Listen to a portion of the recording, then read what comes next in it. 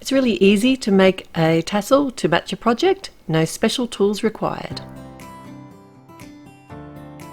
Hi, it's Therese from Lostinpaper, and I needed a tassel to match my shaped card project, and I'll link that at the end.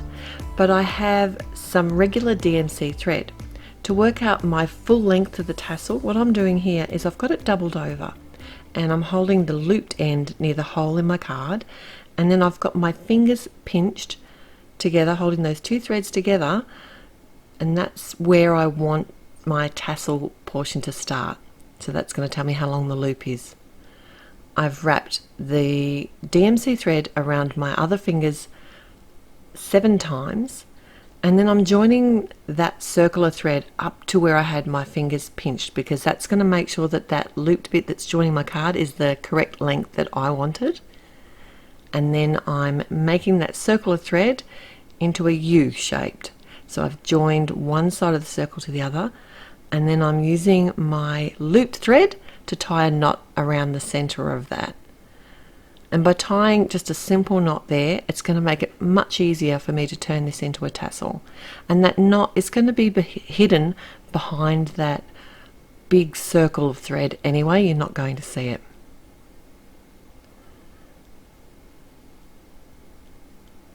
All that's left to do now is to fold over those 2 looped ends, that U-shaped of thread, and that's going to end up being the tassel. It just looks like a hot mess right now, but I just simply tease it into shape and sort of pull both of those sides of the thread together so that all the pieces of thread are facing the same way.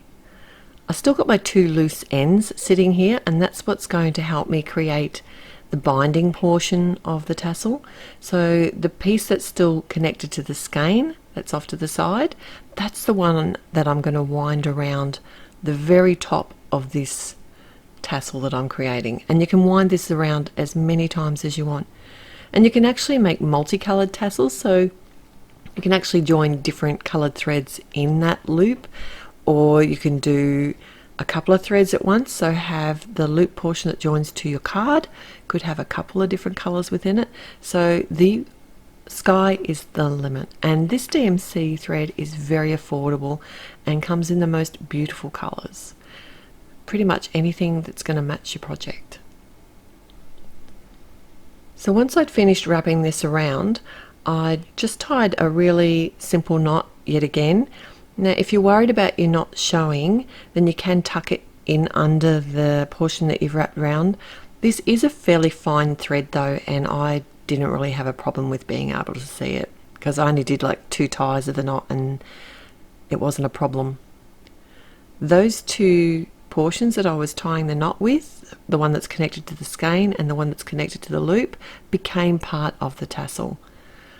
So it was just as easy then to come with a pair of scissors, cut away the end of my original circle loops, and then cut off the end of the tassel so that they were all the same finishing size, and then I could thread it through the hole in my shaped card, which the video will be linked at the end of this video, and it has 6 different cards in that video, and they're all Christmassy ones and all shaped and lots of fun. So I hope you enjoyed today's video. If you did, please click on the thumbs up button to let me know that you did, and if you haven't already, it'd be great if you could subscribe to the channel. I love every visit you make here. Until next time, happy paper crafting. Bye.